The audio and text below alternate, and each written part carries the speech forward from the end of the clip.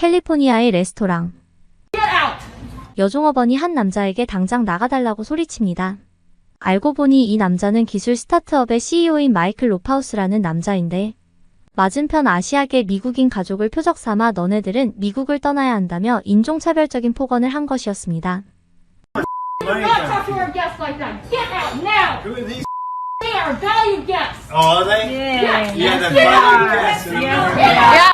You're a racist. 이를 본 종업원이 무례한 남자를 식당에서 쫓아낸 것이었는데요. 이 영상은 전 세계에 퍼지면서 85만 건이 넘는 조회수를 기록하고 있습니다. 외국에서는 이렇게 곳곳에서 예상하지 못한 순간에 인종차별을 당하는 경우가 적잖은데요. 남의 나라에 산다는 게 참 쉬운 일이 아닌 것 같습니다. 오늘 사연은 오스트리아 인스부르크에 있는 커피숍을 운영하는 하피온 씨의 사연인데요. 동양인 차별로 망해가던 커피숍을 한국 학생의 도움으로 기적같이 살려냈다고 합니다. 안녕하세요.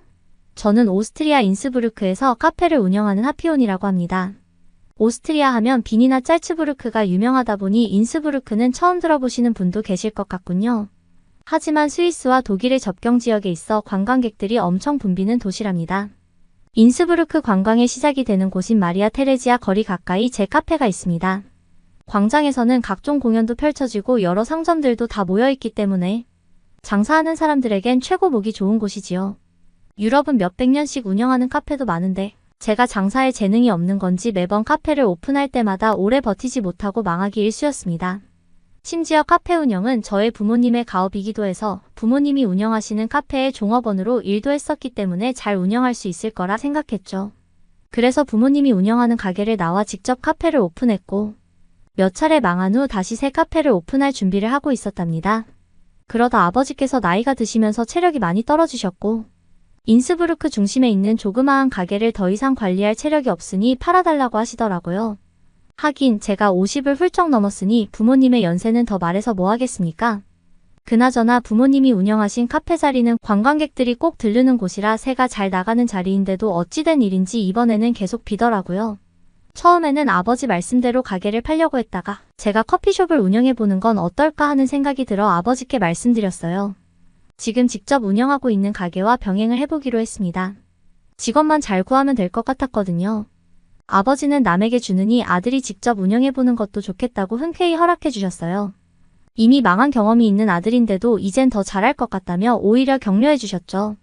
부모님이 운영하시는 카페는 작은 크기지만 오스트리아의 카페 매장 대부분이 아담하기도 하고 대개 도로 앞 테라스까지 사용할 수 있어 면적은 그렇게 중요하지 않습니다. 한 달 뒤 부모님으로부터 인수하기로 약속을 하고 저는 제 카페를 어서 안정시켜야 했습니다. 제가 운영하던 카페에 직원을 구했는데 마사라라는 젊고 아름다운 아가씨였습니다. 마사라의 인물 덕분인지 제 카페는 장사가 잘 되었습니다. 테이크아웃 손님도 많았고 매장 안팎으로 자리가 꽉꽉 찼습니다. 어떤 날은 매장에 손님이 꽉 차서 음료를 내줄 머그컵도 설거지하기 바빴고 우유도 동이 나서 인근 슈퍼에서 사오기도 했었답니다.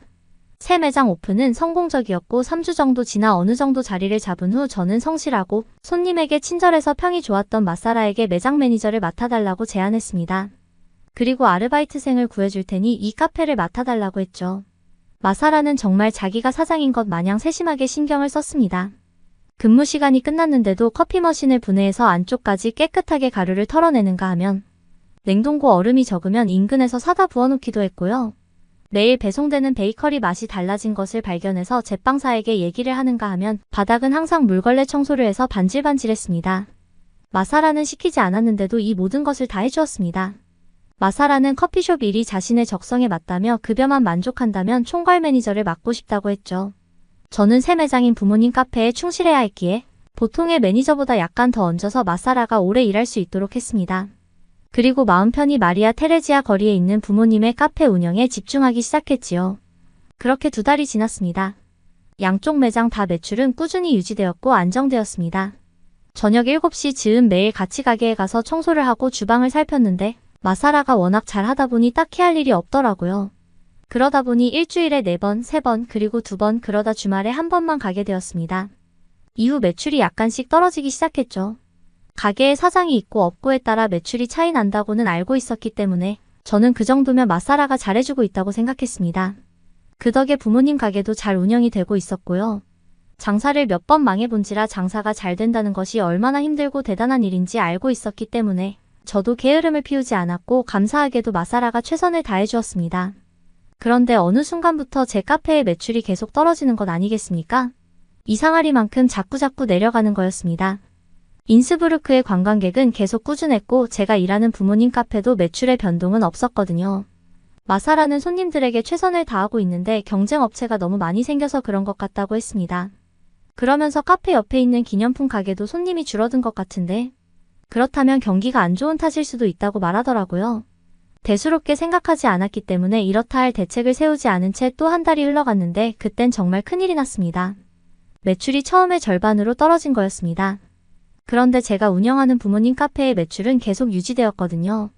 아무리 부모님 가게가 광장 부근이어서 입지가 좋다고 하지만 매출 반토막이 날 정도는 심하다는 생각이 들더군요. 저는 심기일전하는 마음으로 부모님 카페를 정리한 후 제 카페로 저녁마다 출근했습니다. 비록 2시간 정도 밖에 안 되는 시간이었지만 매출이 떨어진 이유를 파악하고 싶었죠. 더는 망하고 싶지 않았거든요. 부모님이 들으면 서운하시겠지만 제 손으로 일군 카페가 저에겐 더 소중했습니다. 저녁 7시에 카페에 도착했지만 가게에는 손님이 아예 안 들어왔어요. 몇몇 현지인들이 테이크아웃만 해가고 말았습니다. 반면 우리보다 입지가 더 떨어진 건너편 카페에는 관광객들이 3-4-5 모여 커피를 주문하고 있었습니다. 가이드들이 단체 손님을 모시고 오기도 했어요. 가게에 손님이 없는 날이 반복되니 마사라도 가게에 있는 것이 지루했던 모양입니다. 제가 퇴근하고 가게에 간 날 저는 마사라에게 일찍 퇴근하라고 했습니다. 손님도 없으니 내가 마감하고 가겠다고 했죠. 마사라를 보내고 저는 커피숍 여기저기를 살펴보았습니다. 벌레가 나왔나 아닌 커피향이 작아졌나 하는 온갖 의구심이 들었습니다. 그러다 한 손님이 오셨는데 옆집 기념품 가게를 운영하는 사장님이었습니다. 사장님은 웃으면서 오랜만에 보는군 하며 반갑게 인사해 주셨죠. 저는 사장님께 기념품 가게는 장사가 잘 되냐고 여쭤보았습니다. 그런데 사장님은 답변 대신 저보고 견딜만 하냐고 되물으셨죠. 무슨 말씀인지 몰라 저는 사장님께 다시 여쭤봤더니 사장님은 저보고 설마 그 사건을 모르냐고 하시면서 어쩐지 라고 혀를 쯧쯧 차셨습니다. 저는 사장님께 이야기를 듣고 충격을 받아 한동안 할 말을 잊었습니다. 제가 마사라에게 총괄 매니저 역할을 주면서 직원 채용도 그녀의 권한으로 주었죠. 그녀는 오후에 카페를 봐줄 직원 채용 공고를 냈는데 인스부르크 대학에 다니는 싱가폴 출신의 학생이 동양인이라는 이유로 채용을 거부했다고 합니다. 마사라는 채용 면접을 볼 때 우리 카페의 고객들은 주로 백인인데 손님들이 동양인이 만든 커피를 좋아할 리 없을 것 같군요 라고 말했다고 합니다. 그녀는 피부색으로 싱가폴 학생의 바리스타 경력을 일절 무시해버린 것이었죠. 화가 난 학생은 자신의 SNS에 인종차별에 대한 카페 매니저에 대한 글을 올렸고 그 글은 일파만파 퍼졌습니다. 인스부르크에는 동양인 관광객이 백인에 비해 상대적으로 적지만 그래도 관광지다 보니 인종차별에 대한 인식이 생기는 바람에 동양인 관광객뿐만 아니라 SNS를 보고 카페를 찾아오는 손님들은 불매운동에 나섰고 가게에 직접 항의하러 오는 동양인과 흑인도 있었다고 합니다. 그리고 현지인들도 오스트리아 같은 선진 시민을 가진 국가에서 이런 일은 말도 안 된다며 현지인들조차 등을 돌리고 있었던 겁니다. 유럽에서 인종차별 없는 국가로는 오스트리아가 1번일 겁니다. 마사라의 무례한 행동으로 가게에 대한 나쁜 인식이 깊어져 갔고 그 시달림에 원래부터 일하던 직원 한 명은 일을 그만둘 정도였다고 하더라고요. 저는 알바하는 직원은 본래 오래 일을 안 하는 거라고 들어서 그냥 그 직원의 개인 사정으로 관둔 줄 알았거든요. 카페 페이스북에는 비난의 댓글이 쇄도했고 일부는 가게에 계란과 밀가루를 던지는 사진을 올리기도 했습니다. 그러고 보니 가게 주변에 이상한 글들이 붙어있는 적이 본 기억이 났습니다. 카페 주변 전봇대에는 감히 인종차별을 하다니 대단히 고맙다고 비아냥대는 벽보가 붙어 있었거든요. 마사라를 믿은 저는 충격에 빠져서 어쩔 줄을 몰랐습니다. 내친 김에 CCTV도 보았습니다. 사장이 있고 없고에 따라 태도가 급변하는 사람이 많다는 말이 떠올랐거든요. 저는 가게를 자기 일처럼 돌보는 성실하고 고마운 마사라를 의심하고 싶진 않았지만 마사라의 태도도 그렇고 가게가 이 지경이 되니 확인을 하지 않을 수 없었습니다. 마사라는 점심쯤 출근해서 아르바이트생 한 명과 함께 오후 8시까지 카페를 관리해왔습니다. 마사라는 평범하게 가게 일을 하고 있었습니다. 그런데 날이 지날수록 화면에 있는 마사라는 특이한 행동을 하기 시작했습니다. 마사라는 손님이 들어오면 냉큼 달려가서 주문을 받기도 했지만 어떤 경우는 손님을 받는데도 주문받으러 가지 않더군요. 어떤 손님은 계속 주문받으러 오지 않으니 저희 카페 직원을 계속 쳐다보다가 본인이 직접 직원을 불렀습니다. 그러나 놀랍게도 마사라는 손은 흔들어가며 손님을 싹 무시하더라고요. 제 눈을 의심했습니다. 대체 이게 무슨 일인가요? 하지만 또 신기한 게 어떤 손님들에겐 친절하게 주문받고 부르면 바로 달려가는 모습을 보였습니다. 마사라가 감정 기복이 심한 정서적 문제가 있는 것은 아닐까 생각이 들었습니다. 하지만 몇 시간 CCTV를 보고 나니 저는 허망한 결론을 내렸습니다. 역시나 마사라는 유색인종을 싫어하는 인종차별주의자였습니다. 그녀가 주문을 안 받은 사람은 모두 동양인이거나 흑인이었던 겁니다. 저와 같이 있을 때는 그런 모습을 곧잘 숨겨왔던 거죠. 동양인 손님, 흑인을 저 따위로 대하는 건 인스부르크에서 있는 제 가게에선 큰 타격이었습니다. 인종차별이 점점 줄어가는 이 시국에 거기다 오스트리아는 전 세계 관광객들이 모두 SNS에 글을 보고 가게를 찾아오니까요. 특히 여행 가이드는 자국민을 무시하는 가게에 절대 관광객을 데리고 오지 않으니까요. 동양 손님은 다 놓쳤다 싶어 진짜 속이 다 타들어가더라고요. 저의 충격은 이루 말할 수 없었습니다. 마사라에게 느낀 배신감은 어마어마했지요. 다음날 퇴근하고 카페에 간 저는 마사라를 조용히 불렀습니다. 처음부터 인종차별주의자였으면 고용하지도 않았을 텐데, 아니 같이 일하는 동안이라도 거부 반응을 보였다면 내가 조치했을 텐데 이를 왜 이 지경까지 끌고 왔는지 물었습니다.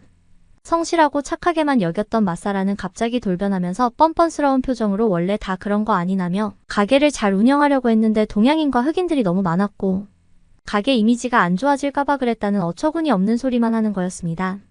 더 들을 필요도 없었던 저는 그녀에게 나가라고 소리질렀죠.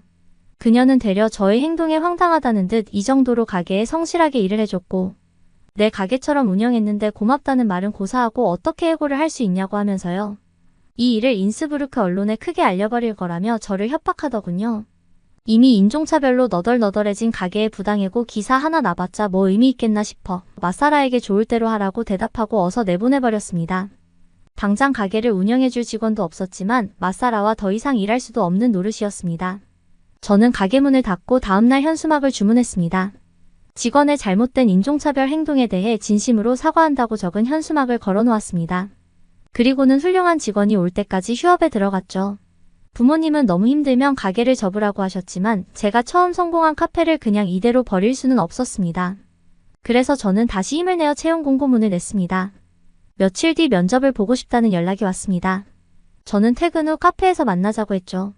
카페에 먼저 도착한 저는 좋은 직원을 만나고 싶다는 설레는 마음을 안고 가게 테이블을 닫고 주방 청소를 시작했어요. 곧 면접자가 나타났는데 깜짝 놀랐습니다. 동양인 여학생이었거든요. 뒷목이 땡기는 느낌이었습니다. 분명 우리 가게 루머를 들었을 텐데 말이죠. 여학생은 자기는 음악을 전공하고 있는 한국에서 온 박지혜라고 하는데 개인 사정이 생겨 1년 휴학을 한다고 하더라고요. 휴학하는 동안 한국으로 돌아갈 수도 있지만 오스트리아에서 사회 경력을 쌓고 공부를 하는 것이 더 좋아서 반년해보고 복학을 할지 한국을 다녀올지 결정한다고 하더라고요. 평소 SNS 운영에도 관심이 많아서 우리 가게의 사정을 훤히 알고 있고 직원의 잘못된 태도로 가게가 망한 것에 대해 유감을 표한다면서 자신이 반년 정도 일할 수 있게 해달라고 했어요. 인종차별로 망한 가게에 동양인이 들어오면 반전 매력이 될 수도 있다면서요. 저는 그녀의 유쾌하고 강단 있는 성격이 정말 마음에 들었습니다.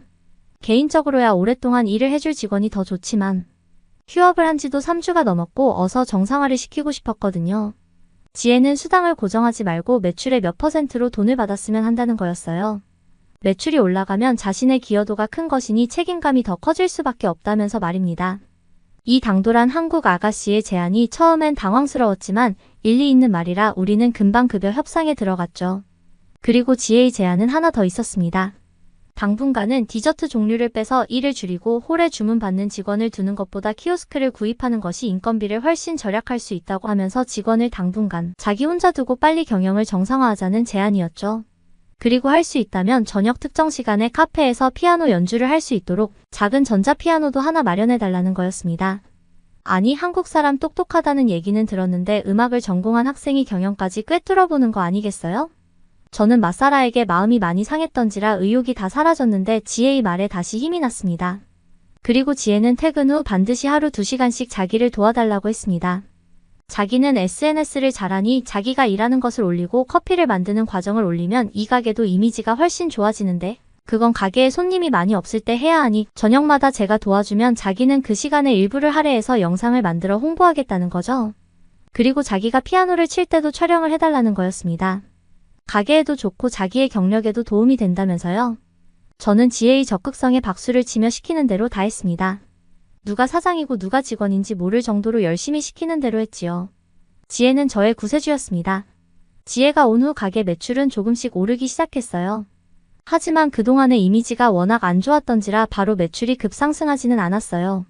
그런데 지혜가 SNS에 저는 한국인이고 여기 카페에서 바리스타로 일하고 있어요 라고 글을 쓰고 여기 사장님께서는 항상 신선한 커피를 구하기 위해 시장조사를 다니십니다 하며 글을 올렸죠.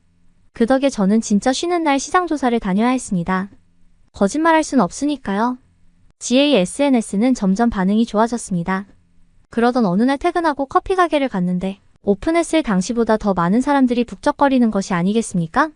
저는 눈물이 쏟아졌습니다. 사람에게 받은 상처 사람으로 치유된다고 했던가요? 지혜의 헌신과 배려로 저는 다시 일어설 수 있었어요. 그런 지혜에게 제가 못할 것이 없었습니다. 그녀는 저녁 장사가 바빠지니 SNS를 소홀히 하게 된다면서 저녁 직원을 뽑아달라고 하더라고요. 저는 당장 구했습니다. 우연히도 마사라가 고용 거부를 했던 싱가폴 친구를 말입니다. 저는 지혜에게 괜찮겠냐고 물었는데 지혜는 뭐가 문제냐면서 가게가 잘 운영되기 위해 적합한 인재인지 잘 보라고 내려 저를 타일렀어요. 지혜가 온 지 3개월이 채 되지 않아 가게 매출은 완전히 회복되었습니다. 저는 지혜에게 정식으로 고용하겠으니 가게에 더 있어달라고 했어요. 하지만 지혜는 자기는 꿈이 있다며 일은 이 정도면 되었고 우리 가게 덕분에 자기도 사회공부 잘했다고 쿨하게 거절하더라고요. 예상은 했죠. 그녀는 그렇게 당돌한 학생이니까요. 그렇게 제 가게는 인스부르크의 작은 명소가 되어 활활 날고 있습니다. 지혜가 없더라도 그녀가 가르쳐준 정면 돌파의 방법으로 운영을 잘 하고 싶습니다. 그리고 동양 문화에 대해 정말 감사합니다. 사람이 먼저라는 그녀의 철학이 동양 문화에서 나온 거잖아요. 제 사연은 여기서 마칠까요? 들어주셔서 감사합니다. 인종차별로 가게를 접어야만 했던 하피온 씨의 마음이 얼마나 힘들었을까요? 한국 유학생을 통해 카페를 재개할 수 있었다니 정말 다행입니다. 지혜 학생, 저도 고마운 맘이네요. 오늘도 감동 돋보기를 끝까지 시청해주셔서 감사합니다. 구독과 좋아요는 영상 제작에 큰 힘이 됩니다.